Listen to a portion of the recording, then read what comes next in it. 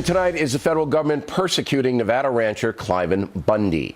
As you may know, he has refused to pay grazing rights for his cattle to the feds, claiming the land in question should belong to the state of Nevada, not the federal government. Now, a factor investigation shows that not to be the case, that Mr. Bundy is on the wrong side of the law. However, by sending armed agents to seize Mr. Bundy's cattle, the feds have provoked a national story. Judge Andrew Napolitano opined that the sensible way to handle Bundy would be to put a lien on his land and negotiate. But some on the left seem to want figurative blood. He didn't pay. He broke the law. We believe in a country in which we're subject to laws, and we can't just ignore the laws that we don't like. And I think that clearly, if state and federal prosecutors look at this more closely, they're going to find that he broke the law and he should be prosecuted. Mr. Reid is the son of Senator Harry Reid, and if I can get him on the program, which I can never do, I would ask him, okay, you a hardline immigration guy then? How about that? You know, broke the law, right? Hey, there's something more here. Joining us now from Washington, Kate Obenshain and Kirsten Powers, both are Fox News analysts. So what do you think, Powers? Well, look, first of all, I agree with you on the fact that his claim that the land, doesn't belong to the federal government isn't true. He has broken the law. Okay, that's all true. But why does this law even exist in the first place? Why can't they have their? Why would there were other people who actually removed their cattle, sold their grazing rights, and this one person said, no, I'm not going to sell my grazing rights, and the federal government has been persecuting him ever since. Why? So the question is, why can't these cattle stay on this land? And I think that the claim that it's because of some endangered species, I just don't think holds water. And so why are they harassing this man? What harm is he doing? Well, they want to make an example out of him because they don't want anarchy out in the federal lands in the West. It's a complicated situation. I read a number of things today, Kate, about why the federal government would come down on him, because the federal government manages so much land in the West. And there's a lot of fees paid to local and state by the feds because of this. So that's why Mr. Bundy isn't getting a lot of support other than from his friends and from people who believe that the government's a fascist entity from the jump. How do you see it? Well, it's interesting that the BLM was able to make an exception for one of Harry Reid's largest donors, Mr. Whitmore, and yet it can't make an exception because Cliven Bundy doesn't contribute money to Harry Reid. He's not powerful. He doesn't know important people. So, of course, they're going to try to make an example out of him. It's interesting. The BLM pulled back for a little while, and it was the Center for Biological Diversity, this fanatical environmentalist group, of course, came in and said, no, no, no, you have to protect the turtles. You have to.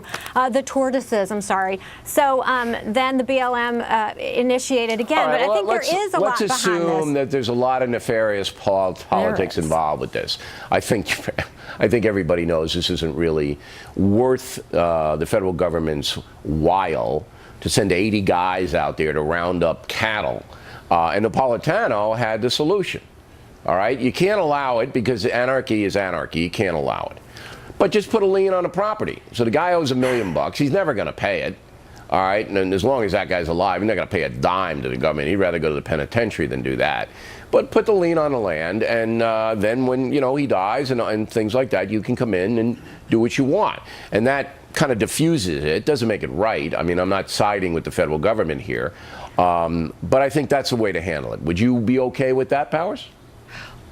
Yeah, that's a better way than handling it than sending in armed people and setting up free speech zones where you tell people what they are allowed to say and not allowed to say, which to me is completely unconstitutional and illegal, or should be illegal. Unfortunately, it isn't.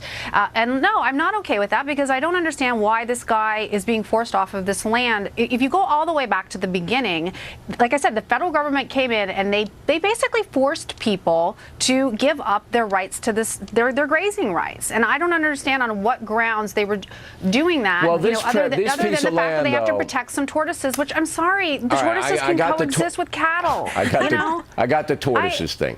But if you go back further than that, this happened after the Mexican-American War, all right, in Nevada, where once we defeated Mexico, all the land that they had in North America came under the federal government. So that hasn't changed. It's their land. I agree with you. That hasn't changed. With you. It's their land. But the question is, I'm sorry, is this man not part of the United States of America? The federal government works for the American people. It's not. So the way that they are treating this man is, it's like, why can't there be an exception? Way too heavy-handed. I mean, but what are they charging him $1 million for? Grass?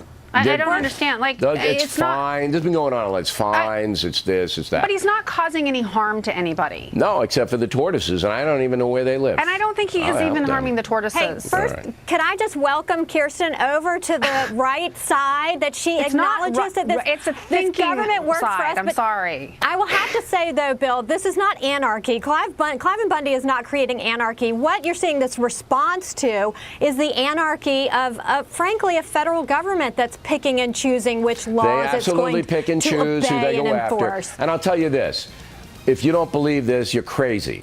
Because Mr. Bundy is kind of a Tea Party-esque guy, and because his pals are, you know, in that we don't like the government, leave us alone crew, believe me, there's a lot of that. That's why the Reids are involved. They don't like these people at all. I'm going to give Kate the last word. I think there's a lot of money issues that the Reids are involved as well. But Kirsten pointed out these First Amendment areas, and she said they should be illegal.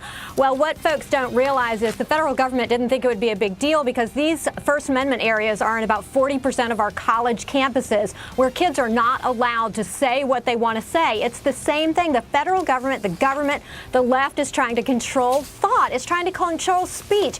This is why people are so upset and angry. I'm getting upset because you know what I think is going to happen is that we're going to have armed agents sent by Holder to shut down the Factor because we're scaring the tortoises. That's going to be next. We are. All right. Ladies, thanks very much. Directly ahead.